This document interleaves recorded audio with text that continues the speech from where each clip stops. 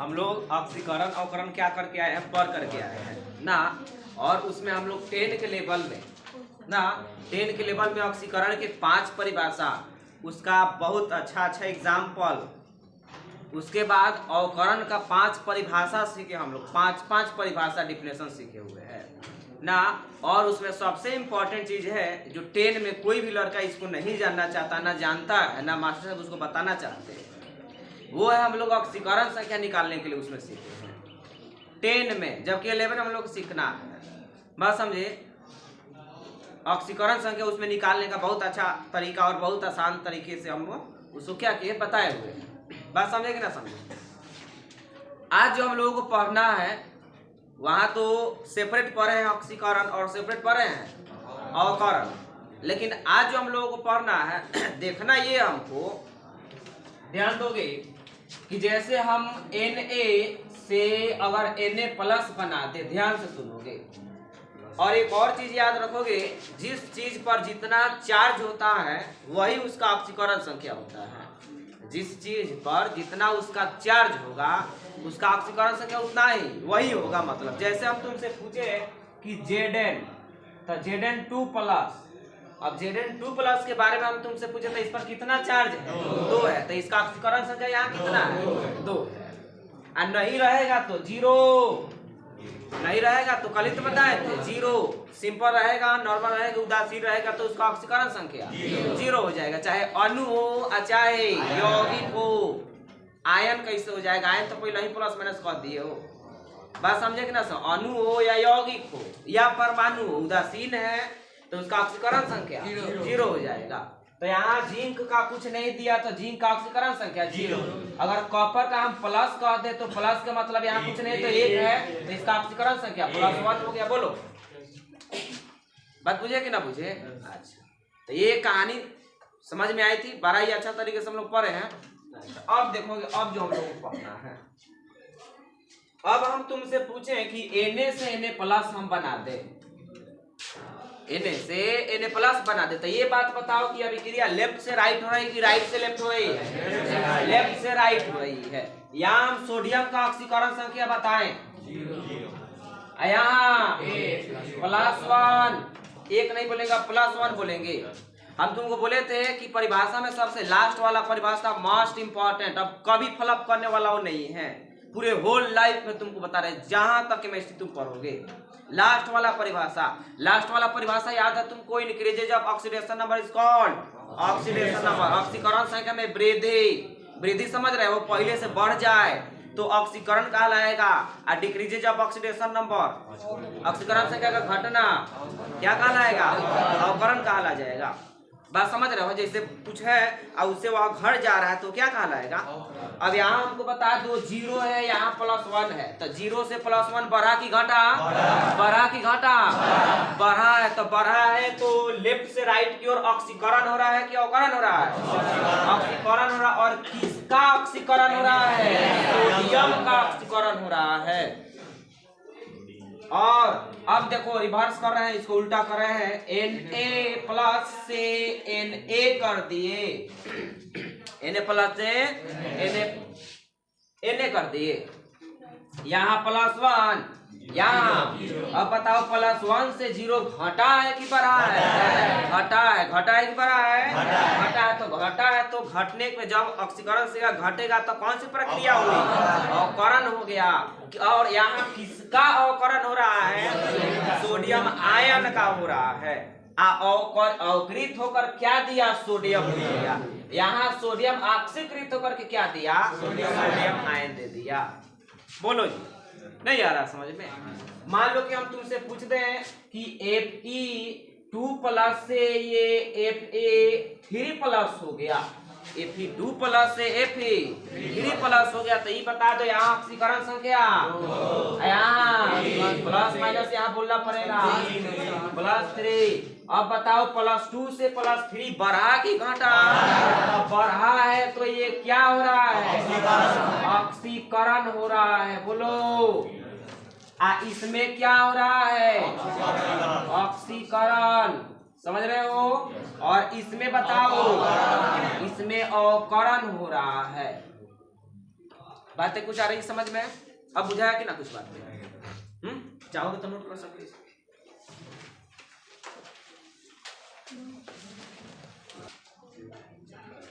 अब जो है हम लोगों को ध्यान से सुनोगे। अभी हम देखें कि एक ही अभिक्रिया का ऑक्सीकरण हो रहा है। अगर उसको पलट दे रहे हैं तो क्या हो जा रहा है? अवकरण हो जा रहा है। याद रखोगे, पढ़े थे हम लोग ऑक्सीडेशन, याद है? ऑक्सीडेशन। और एक पढ़े थे रिडक्शन।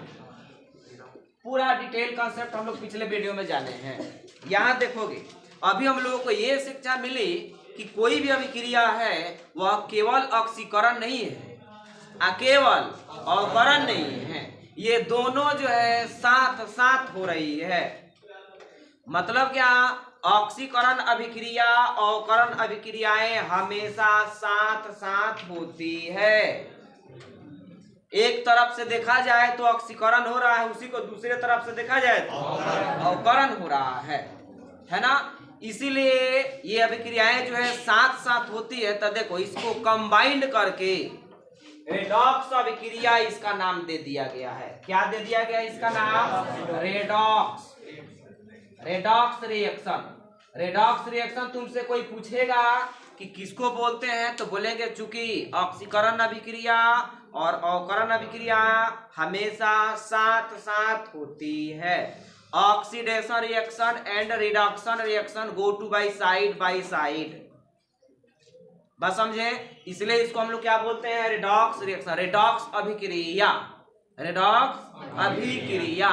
यहाँ ध्यान दोगे। अब तुम कहोगे कि सर रेडॉक्स ही क्यों बोलेंगे इसको? कुछ और भी तो नाम दे देंगे, अपना मौसी का नाम रख सकते हैं, मामा का नाम।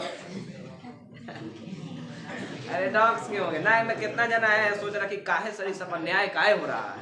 मतलब आपका जो मन करेगा वही कह देंगे, हम कुछ नहीं कह रहे हैं। नवा समय ये कोई अंकल होंगे तुमको वो बताए होंगे, ध्यान से सुनना।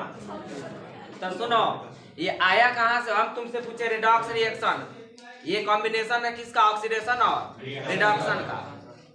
कंफर्म हो? तो सुनो, रिडक्शन से रेड को उठा लिया गया है। रिडक्शन से रेड को, ऑक्सीडेशन से ऑक्स को। यानी इसको देखा जाए तो लाल का बैल है। लाल का बैल नहीं है, बैल। बात समझे?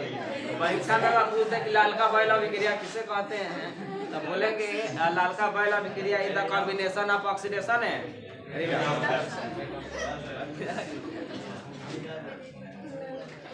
लाल का बैल से नहीं आएगा क्वेश्चन, समझ रहा है? एकदम आएगा ना धड़धड़ा आप ही लिख देंगे, ये नहीं आएगा।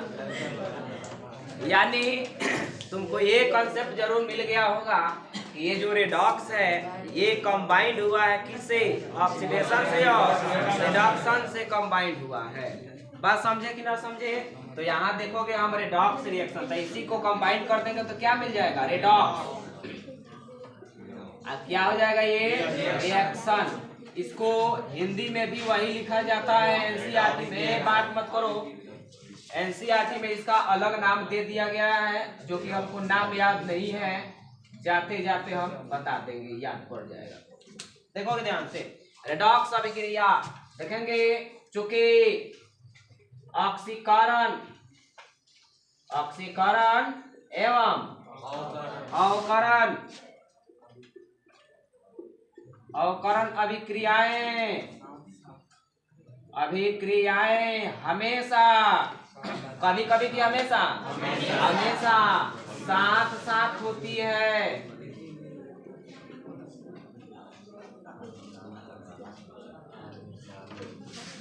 जिसे जो साथ साथ होगी, तो अब देखो ना उसको ऑक्सीकरण बोलेंगे ना अवकरण बोलेंगे, मतलब उसको कंबाइंड करके, मतलब उसमें ऑक्सीकरण भी हो रहा है अवकरण भी हो रहा है, तो दोनों के नाम छोड़ करके एक अलग नाम दे दिया गया क्या? रेडॉक्स हो गया। जैसे ही कोई कह रहा है कि ये रेडॉक्स रिएक्शन है तो समझ जाना कि इसमें ऑक्सीकरण भी हो रहा है और अवकरण भी हो रहा है, हमेशा साथ साथ होती है, जिसे क्या बोलते हैं? रेडॉक्स अभिक्रिया। देखो हिंदी इंग्लिश हो गया, कोई दिक्कत नहीं है, हम लोग उसी देश के हैं। जहाँ इंग्लिश चलता है कल भी बताए थे बात समझे। जैसे लड़का कल बता 12/2 तो नहीं 12/2। हम चाहते हैं पहले इसको नोट कर लो।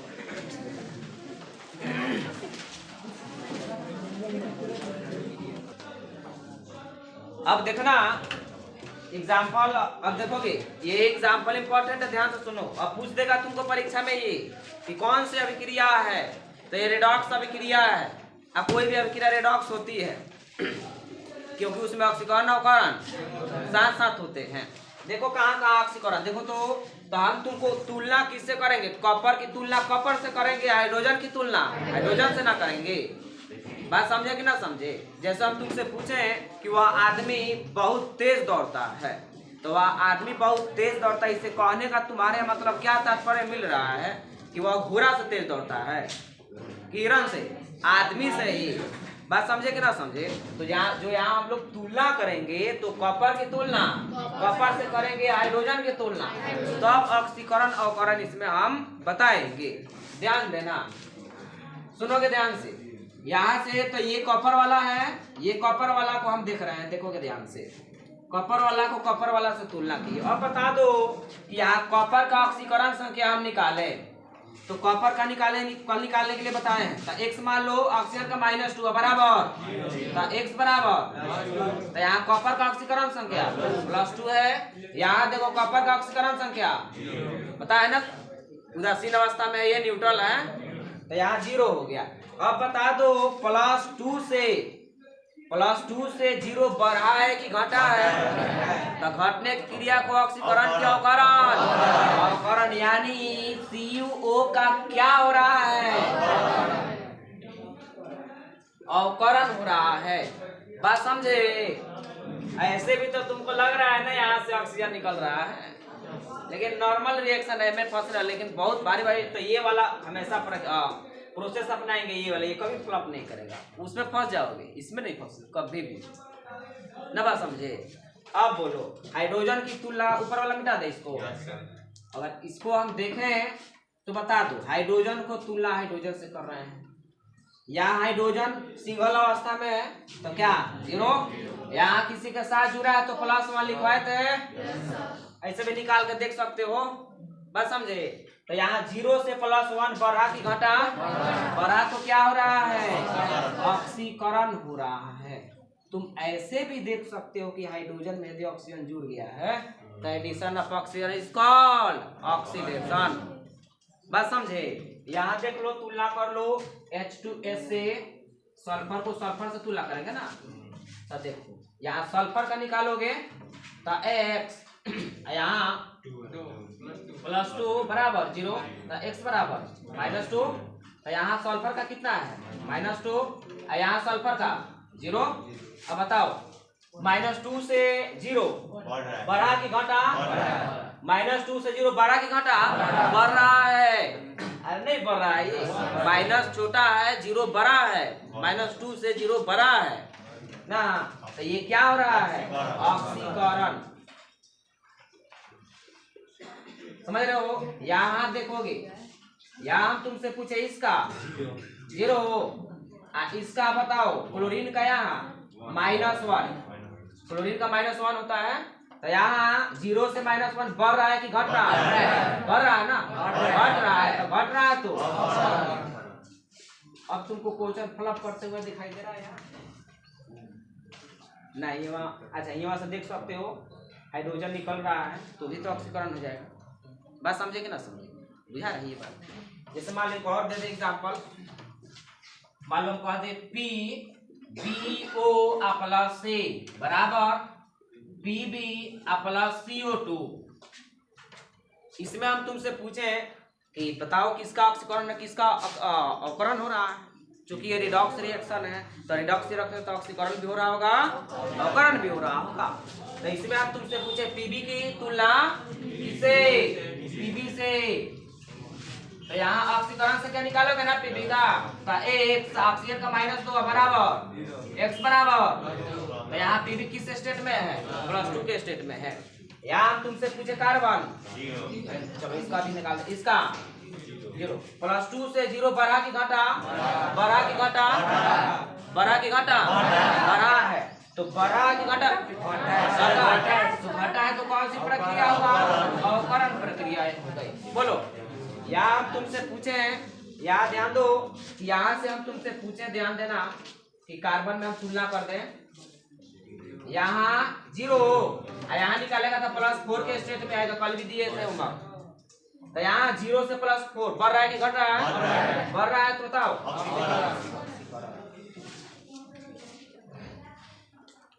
बोलो, नोट कर लो इसको पर।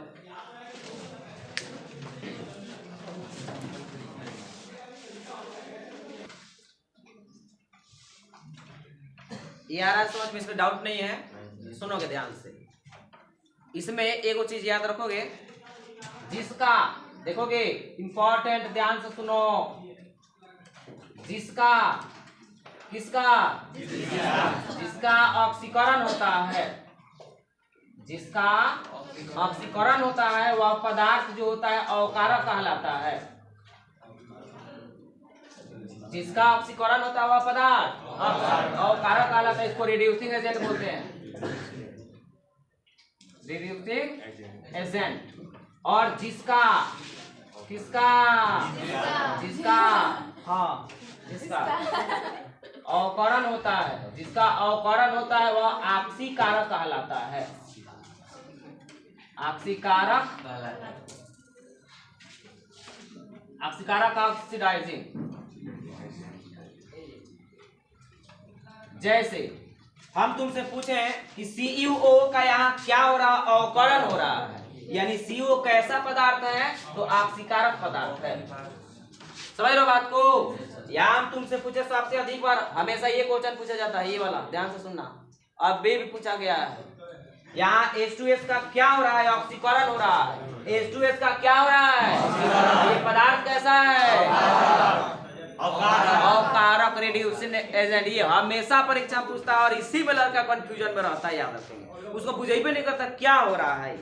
जिसका ऑक्सीकरण होगा वह अवकारक कहलाएगा, जिसका ऑक्सीकरण होगा वह, गलत बोलिए, जिसका ऑक्सीकरण होगा वह अवकारक और जिसका अवकरण होगा वह ऑक्सीकारक। इंग्लिश याद रखोगे, बस समझे। तब तक के लिए हम लोग मिलते हैं। जय हिंद, जय भारत।